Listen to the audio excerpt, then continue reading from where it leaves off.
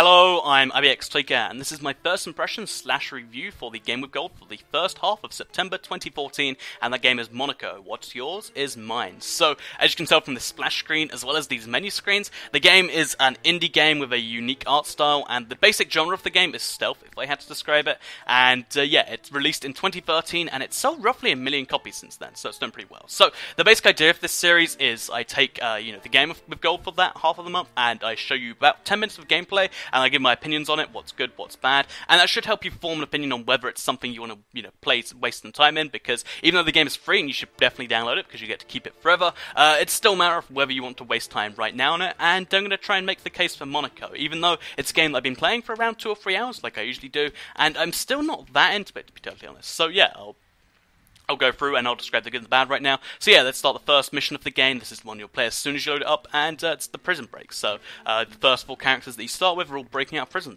together. So yeah, as you can see, each mission actually starts with a little bit of dialogue, and sometimes the dialogue is actually kind of amusing, and I like that because it's really short. You can skip it without too much, retribution, but it's also there to kind of link the missions if you want a reason to be doing something other than, it's good, it's fun, which I definitely like in a game. So yeah, just quickly, one of the unique premises of this game is that you can only see what your character would be able to see. So, as you can see, as I walk through places, also just snuck past that guard, as I'm walking through places, it like kind of lights up and unlights up as, I enter a room, and there's something kind of cool about the idea. It definitely is a unique premise, but it doesn't really help out the game too much. It just kind of makes things weirdly coloured in a way that makes it hard to look at, in my opinion. So yeah, there's that going on for it. Secondly, a big thing you'll notice is the game seems to, because it's top down, it seems to be kind of low res because it's, pixel art and whatnot. And I like the idea, like it just seems every indie game uses the pixel art style as an excuse for, saying it's not bad graphics, it's just different. And I'm not, a big fan of just trying to make the game look as good as possible, but, going with some form of unique art style would be appreciated. And I like the bright colours, but, the pixel arty thing, not really my thing. But, yeah, let's sneak past this guard and let's talk a little bit more about what you actually do in the game. So, since every mission has its own basic objective, this current one I'm doing right now is just escaping prison, but sometimes it's breaking into a bank vault, sometimes it's stealing a boat, wherever it might be, you've got to do that thing, and then you've usually got to escape too. So, let's make our way away from here. So, yeah, let's just quickly get all these coins. If you're wondering, coins, once you have a weapon, they give you ammo every 10 coins, and they're also a way to get more score, and, you might as well collect them all if you can. So, let's just finally break out by breaking the last security alarm down. But yeah, let's quickly talk about what happens when you get caught. There's not actually a big punishment for being caught in this game. I'll show you in the next mission I do that really, in reality, like, if you, want to just run through a mission, you can do it really easily, and I kind of like that it gives you multiple angles on the thing, but because running through is usually so much easier than stealth, it just kind of feels like it's, not as cool when you finally pull off that ultimate stealth move, and I don't know, it's just not something I personally like. So, let's just quickly talk about the characters, because as of this mission, I skipped forward through ones, as you can tell. I've actually unlocked the mole, so each character has a speciality. I was just playing as the Locksmith, who could open locks really quickly. You've got the Lookout, who can detect enemies from a distance. He's probably the most useless one, in my opinion. You've got the Pickpocket, who's really handy if you're clearing out levels, which you need for both achievements, score, and it also just gives you more ammo if you want to shoot people more. Then you've got the Cleaner, who honestly can just knock people out if they're not looking at you. Very, very useful, because even if you set off alarms, if all the enemies are asleep, then it's not really a problem. And then finally you've got the Mole, who's probably my favourite, because he can break through walls, and I'll show you in this mission how you can abuse that to get some seriously good times. So, yeah, let's go through right now, and let's just show you a little bit of dialogue, even though it doesn't seem to make any sense, because I just skipped a couple missions, and yeah, let's just show you this mission first of all then. So, this is the first one. It's one of the few missions where you get a couple of options. You get smoke bombs or you get shotguns. Smoke bombs, basically, they just make everything black and it gives you a chance to escape. Shotguns, they obviously just kill people instantly. It's kind of cool that you get weapons in the game as well as trying to stealth around. I guess they're trying to go for a stealth game where you don't need to use stealth, which I like. Dishonored, the last Game of Gold, was a really good one. But on the other hand, it kind of just feels I don't know, it doesn't feel like both the options are equally good, because stealthing around doesn't really help you too much. Like, I'll just show you right now, just going to run through everything. it just doesn't feel like stealthing is that viable an option. So, what we're doing in this mission, by the way, is we're trying to break into a bank vault because there's lots of money in there that we need to get to somewhere. I forget the exact premise of it, but yeah, it's something bank vault break-in. So, we're just going to walk into the bank the regular way. Hope no one notices us. Because we are the mole, it's actually faster in a lot of cases. I'll show you just here. So if I was unlocking the door, it'd take me this long, but in a lot of cases, it's faster just to break through the walls to get to places. And there's something kind of amusing about that to me. But yes, let's make our way to the underground vault. Let's just try and be inconspicuous. Walk our way. Just let's just break through the wall. it's so much easier just to break through the wall in a lot of circumstances. And as fun as it is when you're doing it, it feels kind of like you're cheating the level. But yeah, let's just sneak into the vault. Oh, no one's even noticed me. So yeah, we're now in the underground vault.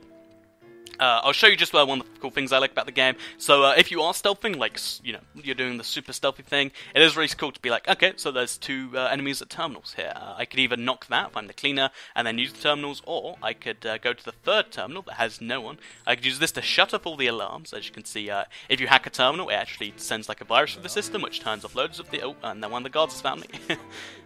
Yeah, let's just break our way through here. And let's get into the main vault now. So, yeah, we've got the viruses going around the system, turning off alarms. We're going to be spotted. So, yeah, here's what happens when you get spotted. Essentially nothing. You can just run through the level, kind of unaltered. Let's just get all the money from the vault. Let's get the prize. And now let's show you why the game can be really easily cheated in some circumstances in a way that I really like, but I don't know if it's like intentional or if it's an oversight. Yeah, so here is the start of the level right here. If I wanted to, I could have just let me just get rid of this guard. Actually, let's pick up a shotgun and let's kill him. So yeah, let's if you just break your way up through here, you could just break straight into the vault from the very start of the level. I've done it before, and you get some amazing times with it. And yeah, there's nothing really stopping you from doing that. Like, I guess you need prior knowledge, so it's not something you really can just do the first time. But I personally like the idea that you can just break through missions and do stuff like that. But it's kind of odd in my opinion. So yeah, if you collect all the coins in the level, you actually clear out the level, you get this little blue diamond, and it also unlocks the more difficult difficulties. So I really like the way the pickpocket story plays out, because it's essentially hard mode from a normal game, but it plays like a more difficult version of the game. So, for instance, this mission, you're trying to get away and you're trying to find the mole, but in this, you play the ultimate version, and it's from, a different perspective that's a lot more difficult, and, yeah, I really like it. I would show you one of these, but I think the more important thing to show you is the online, which I'll show you a quick game of, just to show you how hit and miss it is. So, yeah, you can actually just, let's play on Le Port de la Condamine. But yeah, so you can play, I'll play as the cleaner. Actually, we'll play as the mole. The mole's the best. Oh, and the host. But like, I think online is where this game really can be saved. So if you get you and 3 friends to download it, or even, a couple people, it's a really, really fun game online because, let's just be, yeah, we'll be the mole. And we'll play with just 2 people. But it's really fun online when there's a lot of you, and you're all just synchronized. So like, one of you is knocking out all the enemies. One of you is going around collecting all the coins. There's something really, really great about... Okay, we've got 4 people now. There's something really, really great about that when you're just, all playing together. So we just got to wait for them to go in. So I'll show you a little bit of online and give you a taste for how it can be amazing, can be bad. I'm hoping we get a good one, because the game, honestly, up to this point, it's not so amazing to me. I don't like it a whole bunch. I've been playing it for 2 or 3 hours, and I still don't, get that kind of amazing feeling of, like, in any other stealth game gives you, where you just stealth past God and it's amazing. In this game, you just don't really get that, because there isn't really a need. Oh, let's pick up the crossbow first. There just isn't really a need to do all this stuff. So, okay, let's really shoot this dog. When there's a lot of you, by the way, it's like a lot easier to just take out all the enemies, which, again, I kind of like the idea that it gives you more options. But it feels like the easiest option is just to, run through with your friends, so that's probably what we're going to do here. So, even though I might be screwing up the stealth objective they're all going for, I'm just going to run straight through the level to try and get the objective. I think it's somewhere in the top left over here, so let's just shoot this dog here. And, oh, by the way, this is just knocking them out. In case you're a dog lover, don't worry, they're safe. But yeah, you can just run through the levels like this, and ignore the enemies, or just shoot the ones that get in your way. And it's cool to be synchronized doing that with your friends, so you'll be like, okay, you get him, quickly, run and run. Like, I could definitely see this being one of those amazing multiplayer games, but as far as single player... Oh, let's break in here. As far as single player goes, I guess we have to wait for them to get here. It just isn't that amazing a game. Also, a big problem in multiplayer is you can't go to separate levels without your friends. Like, I have to wait for them, and there's something kind of dull and annoying about that. So yeah, this is Monaco, the world is... Do I have to do it every time? I do.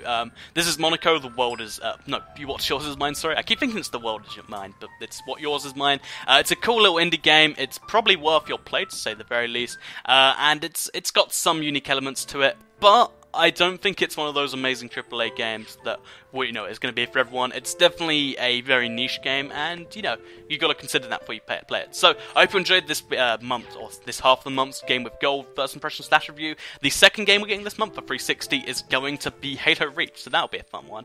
If you liked the video, like it, let me know. Subscribe, stick around the channel, see more of these every time they come out. I do one, and I think it's a useful series personally. So, I hope you enjoyed the video. Thanks for watching, and goodbye.